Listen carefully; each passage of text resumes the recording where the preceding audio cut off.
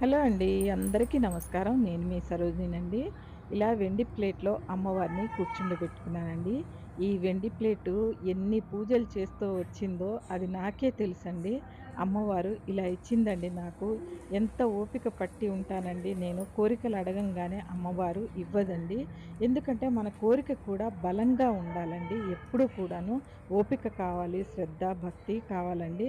ఒక్కొక్కరికి తలరాతండి త్వరగా ఇచ్చేస్తది అమ్మవారు.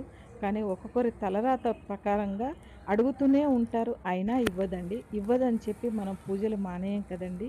అలాగా మనం ఓపికతో చేసుకుంటూ ఉంటే ఒకటి కాపోయినా ఇంకొకటి ఇస్తదండి. అదే ఇవ్వాలని లేదు.